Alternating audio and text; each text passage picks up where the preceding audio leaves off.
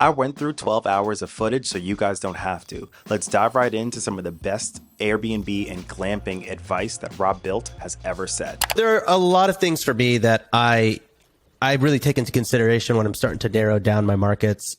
Obviously, there are certain markets that are very vacationer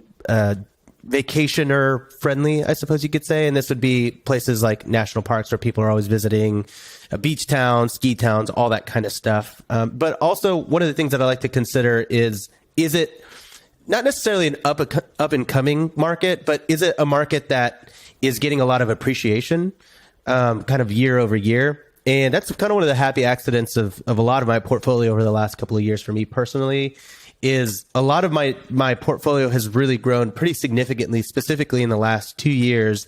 Not really something that I had anticipated because I was really aiming for just having like high cash flowing units. But, you know, that's always like the upside of real estate, right? The appreciation, the compounding interest, as you were, in the real estate industry. Airbnb and real estate is all about adaptability and flexibility and having multiple strategies. And so, you know, with the Airbnb side of things, if we're talking about getting cash on cash returns that are 20 to 100%, let's just put that out there. You have to work for that. That is not going to be easy. You better believe that you're going to have to sweat and you're going to have some hard times and you're going to have some decisions to make that are much more stressful than someone that's, you know, making less than that, right? Because it's not easy. It's not hard either. It's just hard work. So right off the bat here, I only have about $10,000, which really doesn't leave me a lot of room to spread my wings and fly. But I think if I was getting started out with $10,000 in the real estate world, I'm definitely going to be going for a house hack. A house hack is basically where you buy a property, you live in the property, and you subsidize that mortgage by allowing people to rent out rooms or spaces in your house. So whether that's like a guest room, a murder closet, a living room couch, an ADU in your backyard. There are so many ways that you can make supplemental income on your property by just renting out some of your unused space. I mean, and that's just part of it. There's so many other benefits. I found a house right here for about $300,000 in Kansas City. Roughly speaking, we're looking at a mortgage of $300. Now, what I like about house hacking is that if you do it right, you actually don't have to pay a mortgage at all. This is a 4-bedroom, 2-bath. So let's just say that you stayed in the master by yourself, and then you rented out those other 3 rooms. If you're able to rent out each of those extra bedrooms for $600 a piece, $1,800, which means you only have to pay $300 a month out of pocket to live in a house that, you know, people are paying your mortgage for, but also it's an appreciating asset. So 30 years from now, it's going to be worth a heck of a lot more Chipotle burritos than it is today. So a few assumptions going into the mortgage here. If you put 3.5% down, it won't let me round down. And then you have a 5.25% interest rate. This is going to vary. Then your mortgage is going to be roughly $2,100 a month. Oh, and last little thing about this property. I mean, a house hack just assumes that you're renting it long term, but you can also do a supercharged house hack, which is my preference, where you basically list every single room on Airbnb because you don't have to have that room occupied all month. You can just be very selective about who you take and when you take them. And you can make a lot more money. Is VRBO a thing? Hold on, is this podcast sponsored by VRBO? No, definitely not. Okay, fantastic. It can suck. No, I'm kidding. No, yeah, it is. I would say Airbnb definitely has the market share. VRBO is definitely more geared towards like getaway destinations and like bigger homes and nice cottages in the mountains, lake towns. But I would say Airbnb definitely overtakes the market share. There are some cities where it's a little bit more split. Here in the Smoky Mountains, I would say it's a little bit more evenly split than most other places. But typically, I would say Airbnb is like, it's like 80% Airbnb, 20% VRBO. But there are some people that would, you know, argue the opposite and say, oh man, most of my business comes in from VRBO. So I'm an Airbnb shill. They don't really pay me for it yet. Maybe one day. I'm hoping they do, but I'm a big fan. I like them and they've treated me well. Right. I mean, glamping is really new. I think in 2019, 1.9 million people were exposed to the idea of glamping and to the market. And then in 2020, during the pandemic and everything like that, 4.5, I think, million people were exposed to glamping. So it's a huge thing. And this is a big part of my channel and a big part of the programs and, you know, the different types of the programs where I teach people how to do this. We're at the very beginning of the next huge travel trend, in my opinion. I mean, it's not long before you're going to start seeing the Marriott and, you know, the Hilton and all these different places having glamp sites out in the middle of the desert, because it's exactly what you're saying. It's an experience, but it's also a very highly profitable experience. And on the flip side of this, before we get too far into the, the starry eyes here, there's some work. There's some work you have to do to make this happen. And, for the 1% of us that are willing to do that work, there is a really great reward at the end of the finish line. $60,000 to invest in a property. Now, $60,000 is a really, really healthy budget if you're looking to get into short-term rentals. So I think what I'm gonna be going for here is a standard short-term rental purchase using a second home loan. What I love about a second home loan is that it allows you to put down 10% instead of 15 or 20% with traditional investment loans. All right, keyboard warriors, calm down. There are some stipulations here. If you're gonna use a second home loan to fund the purchase, then you have to actually use it as a second home for about 2 weeks out of the year. But you're gonna wanna check with your mortgage broker on this. So for example, if you vacation somewhere all the time and you've always wanted to buy a house in that area, but you couldn't justify buying it because you're not going to be using it all year, thus throwing away mortgage money, this is a perfect way to subsidize the mortgage. You have other people pay for your mortgage. It's a genius concept. So I found a property here that fits the bill for me. I guess we're going to be staying with the Kansas City theme today. This one came out to $299,000, so right about $300,000. 10% down on this property is going to be about $30,000. You got all your closing costs, and then it gives you a little bit of wiggle room for your furniture too. So let me just show you how this pencils out. So let me just show you how this pencils out. Dang it! Let me show you how this pencils out. All right, you're gonna put your address in the AirDNA tool here, and it's gonna spit out a projection based on the stats that you input. So we're looking at $221 a night, average, at a 61% occupancy. Now me, being the super host that I am, I know that I can probably get a little bit more than that, so I'm gonna just go ahead and input 70%. I'd hope that I could get this to an 80%. And when I enter all my different stats here, like my furnishings, legal costs, setup costs, everything like that, this property is gonna come out to a 24.45% cash-on-cash return, which is just about 2.5 times more than you're gonna make on the stock market or a typical long-term rental in any given year. Not bad at all. Good luck topping that one, Mr. Kai. Now, if you like my fancy schmancy spreadsheet here, you can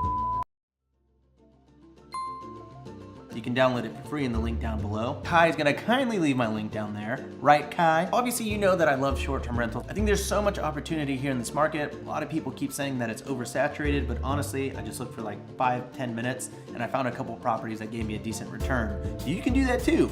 I know you can, all right? Airbnb is not particularly passive at first. I've grown financially. This has been my best year from a real estate standpoint, my best year, but I did that all completely active. And so now I'm kind of retroactively reverse engineering. I guess it's kind of the same thing. I'm reverse engineering how to make my businesses passive.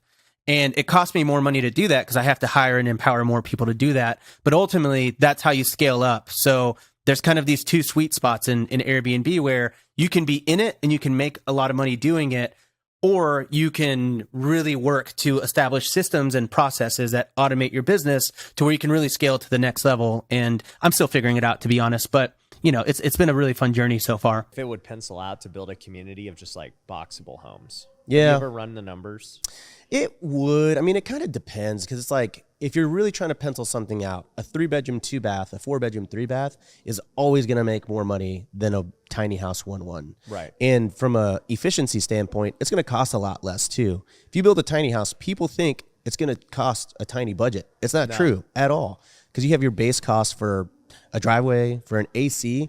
Just because you have a tiny house doesn't mean you get a tiny AC system. You just get the smallest AC system that is standard for a house. Yeah. You still need to put in the main panel. You still need to put in plumbing and all that stuff. And so my tiny house in Joshua Tree was $165,000. People told me I was crazy. They're like, you're so dumb for spending that much on a 300 square foot home. And I'm like, that's as cheap as I could do it. It is physically not possible unless I do it myself, which I did in LA for $72,000. I saw that somebody was putting a tent in Joshua Tree for like $150 to $200 a night, and they were booked solid. And I remember being so angry, like at that somebody was like, I was like, there's no way that this person is that much smarter than me that I can't do it myself. And penciling it out, I was like, this person is making $50,000 on a tent. And I pitched it to my partners, and I was like, guys, listen, I know I've got crazy ideas. Just hear me out on this one. If we put a tent out in Joshua Tree, we can make $50,000, and it's only going to cost us $3,000 to do it. And they were like, all right, man, if you shut up, we'll let you do your experiment. And I was like, great. And we didn't end up putting it in Joshua Tree. We ended up putting it in Arizona, but it's exactly how it turned out. So we ended up growing that into a 5-unit glamping portfolio as a prototype. And now we have 32 acres that we just closed on out there. I just closed on 47 acres in the Shenandoah area. And what would I do here? Well, honestly, I think it's pretty simple. There are a couple of options you have. You can go and buy a property and start cash flowing immediately, which I think is a little boring. Or you can go and build a super deluxe premium property. Now, typically to do this, you're gonna need to do a new construction loan, which will require about 20%. So $250,000 plus some interest and carrying costs should get us there. And I'll give you an example of a property that I'm building right now. So if you look here, these are the original renders, right? The lo-fi renders of this property. Not super impressive when you see it illustrated like this, but when you see the 3D of this, it really becomes a very premium property that I'm going to be building out in Joshua Tree, California.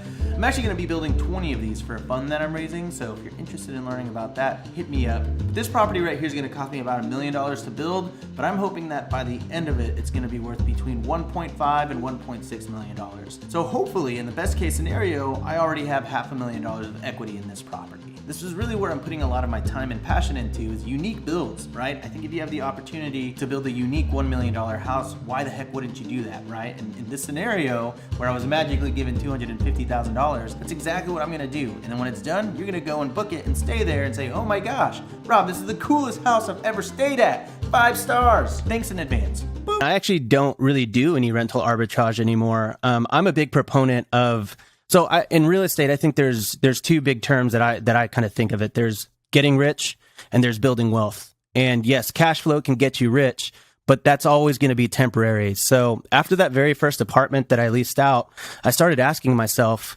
how can I actually create like a livelihood for me and my family and build something bigger than, $2,000 a month profit, right? It was great at the time, especially as someone that wasn't making a ton of money, but I quickly realized that the path towards building a true real estate portfolio was owning everything that I put out on the market. So now my entire portfolio, let me think about this. Yes, my entire portfolio is 100% owned in some capacity, whether it's with me or with different partners. So I think that it's a really great way to break into the industry. And if that's how you have to break in due to budgetary issues, fantastic. I absolutely will co-sign that. But I'm always going to push people towards owning the property, house hacking if they can, and getting into something where they can build equity over their lifetime. Honestly, the happiest I've ever been was building little tiny houses and stuff. Yeah. And you built it. Yeah, I did. I had to kick out my crew on the first tiny house I ever built. I was told it was going to cost $40,000, but I didn't get another contractor quote in LA. Right. And so I was like, yeah, okay, that sounds good. So I went and got a private loan for $45K, and I was like, I'll get an extra $5K and I'll get nice tile if I want to. Yeah. But what happened was that contractor was just trying to like provide for his team. So he's like, yeah, I think like 40 grand. And, if you've ever talked to a good contractor and you're like, hey, how much is it going to cost to do this? A good contractor says, I don't know. I have to go see. Yeah, and I have to like quote it out. No one's ever been like, oh, about like 7,000. Like no one has ever done that if they're good. I was like, great. He like told me what I wanted to hear. So like 4 months in, I'm like calculating quickly that I have like $4,000 left or whatever. And there's only like, we barely got the drywall in. So I had to go in and say, love you, but you got to go, and I kicked everybody out and I finished that tiny house. I did the stained concrete floors. I put the laminate floors in. I painted it. I installed the cabinets. I did the finished electrical, plumbing. It's crazy, man. Yeah. I'm glad I did because that basically taught me how to do that stuff. And so now, the contractor can't BS me. In the short-term rental game, you either want to, there's like kind of two spaces. There's like the budget space and then there's the premium space. I don't really like to compete in the middle of that because I think it's a lot harder to stand out when you're in the middle. And so for me, my goal for every place that I ever put out there is I want to be the top 10% like listing in my neighborhood and in my area. And I feel like I've really achieved that so many times in my entire Airbnb portfolio.